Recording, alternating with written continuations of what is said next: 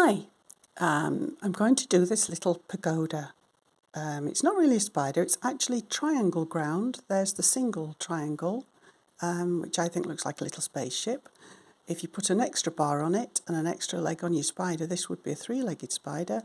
It starts to look like a Chinese pagoda in its box, and that would be a three-legged spider. And it can be used as a ground. It gives you this look. This is the standard triangle look, and you can make it face either direction.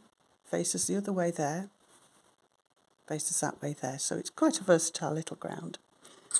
But it doesn't work quite the same as most torchon stitches, so you have to sort of follow the thread of it.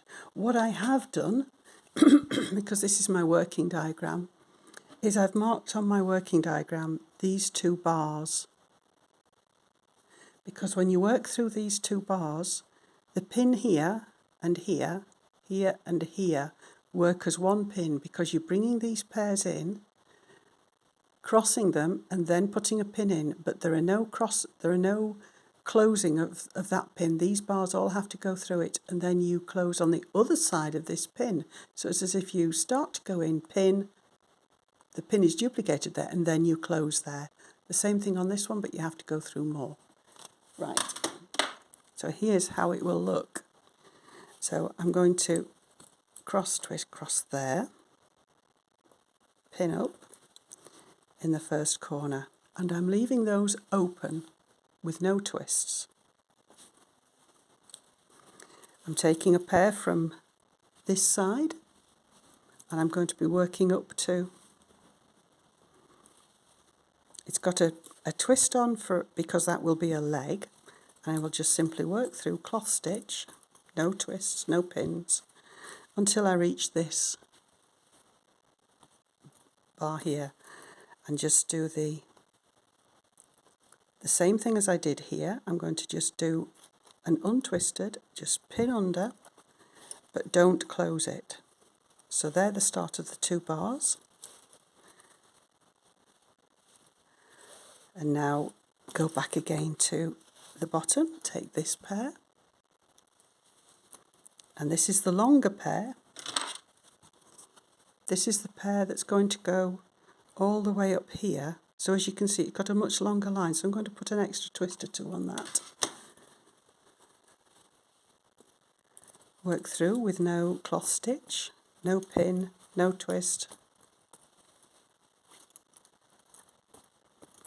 And just before I connect with this top one, I'm going to put a half twist on. Work through, cloth stitch, pin, cloth stitch, and twist on both.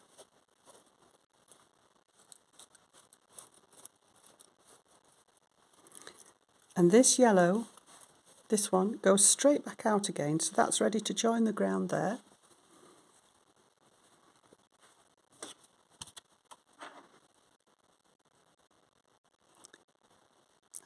We're on this one here. That's the yellow one, it's come in, gone through there, and it's going straight out.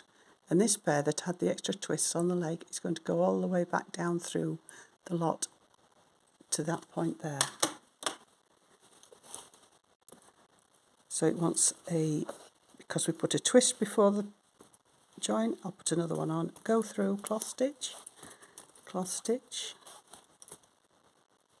cloth stitch, cloth stitch, twist mine with these colours. I don't know what they look like on your screen, but they are very bright on my screen. I thought it would make it easier to see, but I'm suspecting that it's just gone psychedelic. I do hope it's all right for you.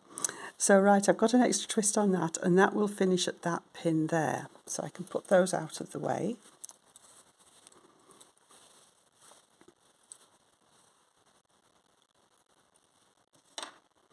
And now this pair here, this green pair, this top, the narrower one, I will now put its pin in the end of the bar and then finish the close on that one. That pair will now go out. 1, 2, we've got 2 going to the side, and this one will travel downhill, become another leg, and that one will go down to the next pinhole there. So that's that one finished with. And now we address the longest one and finish this one at the furthest pin there, and then close this bar around. Put the twist back on, and then they will go into the corner there. So if I just, whoops, use this and actually finish the complete square, it should tension it up and you can see what it's doing.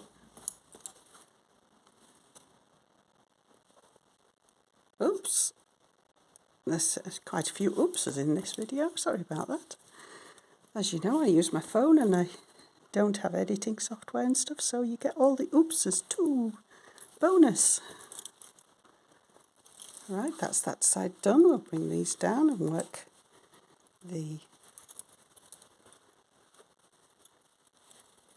edge pair to tie it into the square. This is the easy bit. I'm just doing half stitch, pin, half stitch.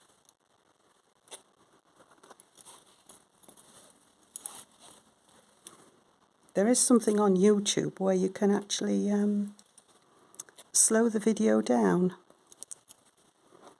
Half speed. I don't know if that'll be of any help to anybody. Just put the pin slightly out of its hole there. And then finishing on the corner.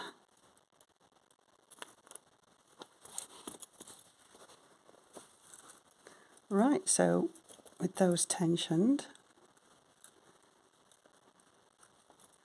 and if I turn it round, use it a little bit, you can see that there's the pagoda.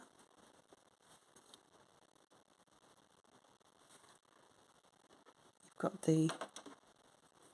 definitely a triangle going on there, and you've got the empty bit at the bottom.